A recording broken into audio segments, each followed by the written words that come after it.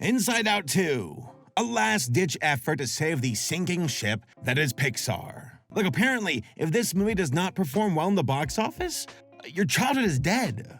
Yeah, all of it. It just never existed. It is now in the ground, along with Coco. Well, that sounds a bit drastic, but if you read the articles online and administer poison to yourself via Twitter hyperbole, you might have caught a similar impression. Pixar is just not hitting the same home runs that they used to. Though at times a cruel mistress. You got folks who are saying stuff like, oh yeah, Pixar, it's not as good as it once was with films like WALL-E. And I'm like, yeah, WALL-E? Well, when did that come out? And they're like, oh, just a few years. Oh my God, 2008? Now, as much as we'd like to stay in the 2000s, we gotta accept facts. That time waits for no one, and that includes Pixar. The 2010s was the decade that made people realize that this once infallible studio could, as a matter of fact, bleed. The Good Dinosaur was a dud, along with Onward, and critically, of course, there's Cars 2. But then a little something came along that was a once-in-a-lifetime event, which gets really old after already having a once-in-a-lifetime event in 2001. Or remove the World Trade Center from the New York City skyline. But yeah, COVID in 2020. After that, the movie industry in general found itself between a rock and a hard place. Why go to expensive movies when you can just watch said movies on streaming? You got movie executives who are like, oh, what did we do? In the effort of building a streaming platform, these movie companies let the genie out of the bottle by giving audiences another option. Why watch movies in an awful movie theater when you can just, wait? With Magneto. Are you good or bad, Magneto? Make up your mind! And now the burden falls on theatrical releases. Yes, the movies themselves are the problem. Not inflation, not multiple poor business models, not greedy executives who undercut artists. It's the movie that's at fault.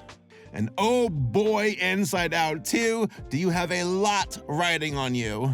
For the record, I am working on a video currently about the state of Pixar as a studio, along with its history and possible future. But that will see the light of day next year. Along with Caleb and Sophia, maybe, I don't know. For now, we're gonna just talk about Inside Out 2. The stakes are high, the shareholders are pissed, and the artist already assuming the position of taking the blame for business executives. Clearly, turning red was the problem, and we need more sequels from Pixar films to save things. No, what are you talking about? Lightyear? Clearly, that was a misfire, and Toy Story 5 will fix everything. God damn it, I'm getting tired of this. No joke, I fell asleep while watching Lightyear. It was that boring. I closed my eyes, and I was like, man, I really wish I was in my bed right now. Oh, speaking of beds, this video is brought to you by Helix Sleep. For those of you who don't know, Helix Sleep crafts premium mattresses and bedding that caters to your specific needs. It's shipped in a box, vacuum sealed, and sent straight to your doorstep with free shipping within the continental United States. No need to wrestle with a giant mattress up the stairs or scheduling a delivery date. I don't need that kind of anxiety in my life. Speaking of anxiety, I recently went to a convention and had to stay in a hotel for the weekend. Yeah, hotel bed, yeah, you right there. You're not her. You're not like her. You'll never be as good as her. Like when I got home from the con, I plopped on my bed and was like, oh, how are you real, my beautiful comfy mattress? My sleep quality is unmatched when I sleep on my Helix, like 100% true. So Helix here has a sleep quiz where you can enter in your sleeping habits, and it will pair you with a mattress that complements your unique needs. It matters not if you're a back, side, or stomach sleeper. This quiz will match you with the mattress of your dreams. Plus, if you got a bed buddy, heyo, take the quiz together for the perfect match. With 20 different mattresses in their lineup, Helix has something for everyone. There's the award-winning Luxe to the top-of-the-line Elite, and the Helix Plus for taller individuals. They even have the Helix Kids mattress, perfect for growing bodies and ending bedtime battles. Unsure about committing to a mattress you haven't tried yet? Well, hey, Helix gets that. So they offer 100-day sleep trial. Plus, with a 10-year warranty and flexible financing options, you can put your mind at ease knowing they've got your back. So if you're feeling up to it and want to give Helix a shot, then you're in luck. Helix is running a 4th of July sale that gives you some excellent deals. Head over to helixsleep.com/Saberspark to get 30% off Luxe and Elite mattresses, plus 2 pillows for free, which by the way, they're comfy too. Or you can take advantage of the 25% off store-wide option. Once again, thanks to Helix for sponsoring this upload. And now, back to the video. Signal the husband. For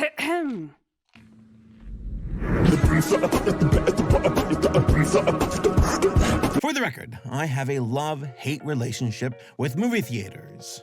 In March of 2024, I watched Dune Part 2 in an IMAX, and it brought me to tears. It was that amazing. The audience was respectful and fantastic. For Inside Out 2, there was an audience of families, kids and their parents, and yeah, you got kids talking. I expect that. I'm not surprised. I don't like it, but what can you do? But I saw Furiosa a week before that and had the worst movie experience in my life. There were 5 adults behind me riffing on the film loudly the entire way through. I told them to shut the fuck up, and that did not work. So all in all, a terrible experience that reinforced why movies suck and are way too expensive for such a likely outcome. I can't control that. Even if I get the manager, the movie's ruined for me. I can't not think about this awkward exchange I just had. Okay, what are we talking about now? Inside Out 2? Okay, let's talk about that. Well, the good news for Disney is the following. The theater I went to had people there. Just before recording this video, I saw an article saying that they smashed past $150 million this weekend during the film's premiere. So yeah, I guess that's a good sign for Pixar. And it was probably a good call to bump Elio to another release date, since that Pixar movie was slated for release in March of 2024. Again, it sucks because a lot of the recent Pixar films aren't bad, but they are not financial hits compared to the 2010 releases. It's an unfair burden, but I guess it's enough of an excuse for Pixar and Disney to say, I guess the movies are the problem and nothing else. Back to the sequels, or prequels, or reboots, or whatever. Poor Turning Red. You deserved so much better. You too, Elemental. I was far too harsh on you. So now you have Inside Out 2 being pushed to an earlier release, which is not a bad idea necessarily. This summer feels kind of empty with theatrical releases, so hey, why not? Any sequels do have the advantage of brand awareness. The first Inside Out, released in 2015 and directed by Pete Docter, the current head of Pixar, was a smash hit.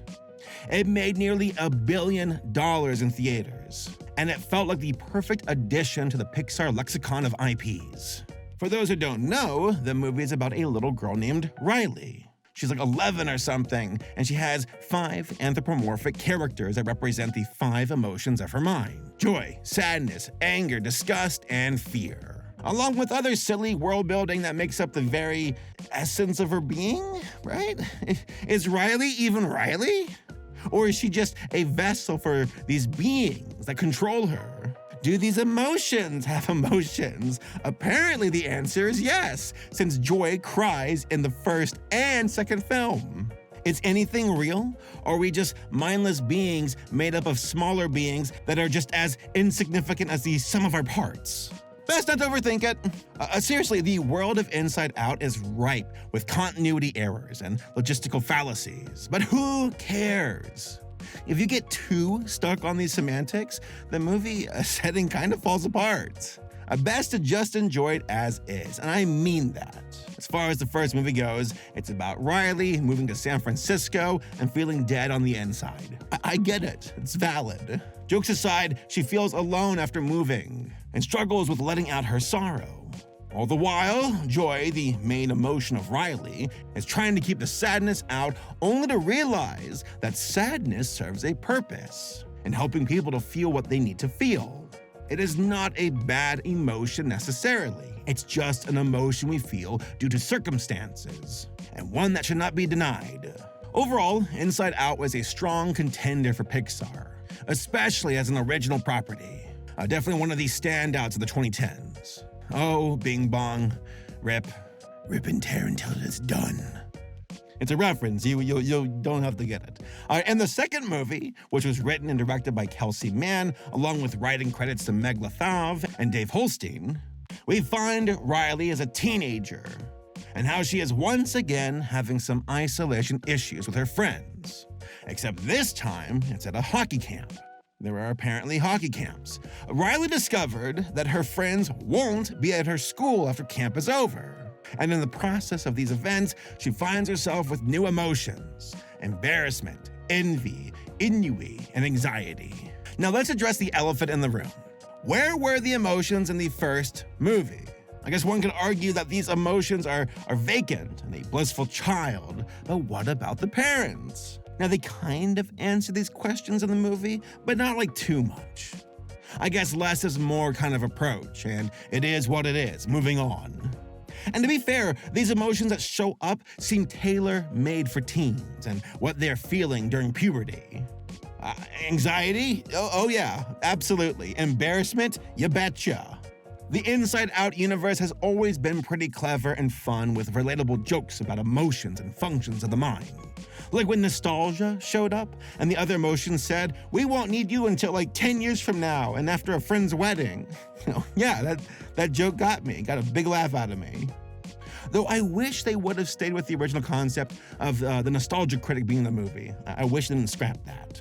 So for the overall plot, and spoilers ahead if you can't tell, anxiety and the new emotions take over Riley and kick out the previous emotions. There's also some plot device about Riley developing beliefs, which somewhat function like the memory orbs from the first movie. Again, I have to constantly tell myself to not overthink things. Is Riley just a mech controlled by anthro emotions? Or does Riley exist as an autonomous being?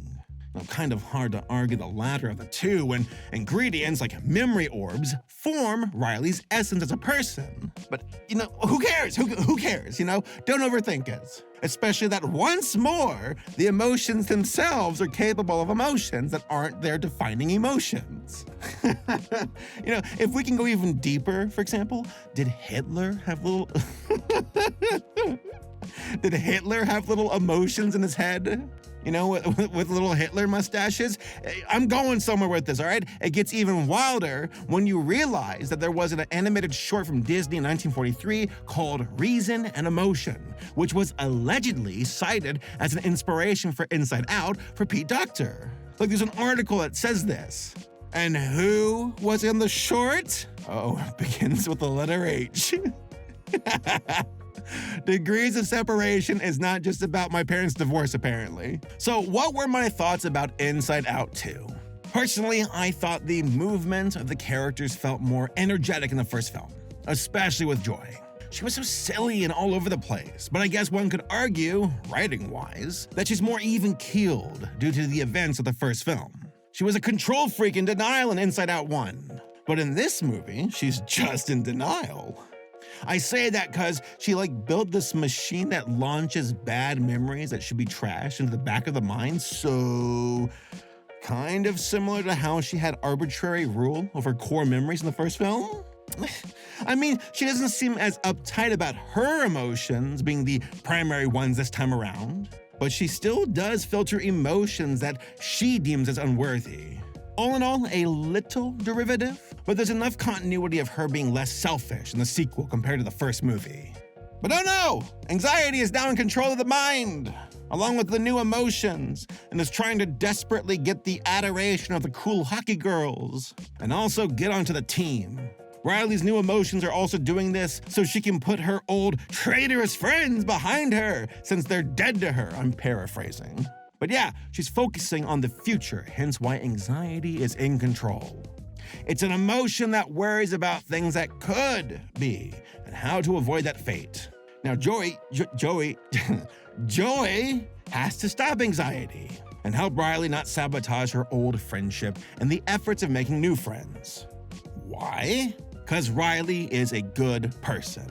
That is again the result of Joy trying to guide Riley with her good memories and how it forms a core belief. This is why when anxiety takes over, this core belief of selfhood is challenged so significantly and gets taken over by the belief of not being good enough. Joy has to learn that Riley can't be shaped by her emotions alone, and that all of her memories, both good and bad, define who Riley is as a person. This is a great resolution for both Joy and Anxiety to learn that no matter how much they want to protect Riley, they have to let her go. This feels like a very mature story beat, and I really like it. So all in all, the story was very good. I was much more interested in Riley's predicament as a budding young adult more than her challenges as a child in the previous film. It's a more complicated plot, and I liked that. Also, the pacing was very snappy, almost a little too good. I kind of wanted a few slower moments to breathe. But hey, I will take brevity over idleness any day. There was even a moment that got me teary-eyed when Joy was defeated and was like, I guess you just feel less joy as you grow up. I heard this 6-year-old in the audience crack open their beer and say, "Preach, sister." But yeah, that line was one of the defining moments of the film, and it spoke to me. Visually, I was very happy to see the different animation styles and designs of the characters in this film. Now, I know some folks did not like Anxiety, but I think she works.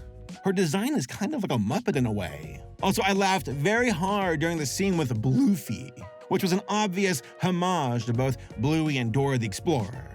Also, great voice casting too, across the board.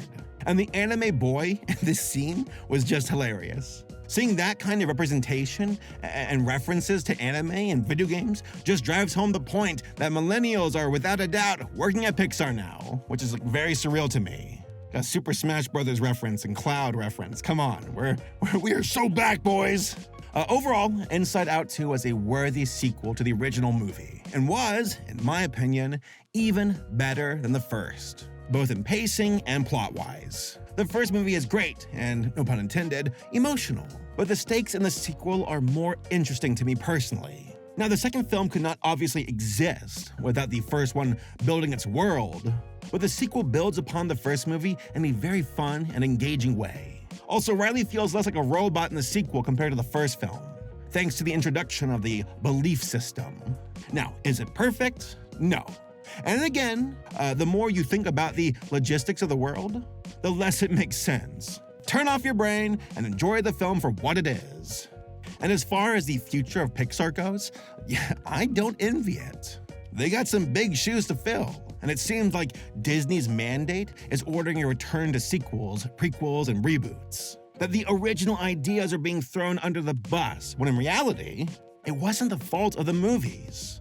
It was the circumstances of theaters, streaming, inflation, and the impact of COVID. Now, I'm going to keep researching and cooking on my new Pixar video, but the studio has definitely found itself at a crossroad where it desperately needed a win. Will Inside Out 2 be that win? Only time will tell. But hey, what did you all think of the movie? Am I right? Am I wrong? Tell me down in the comments, and I'll see you all next time.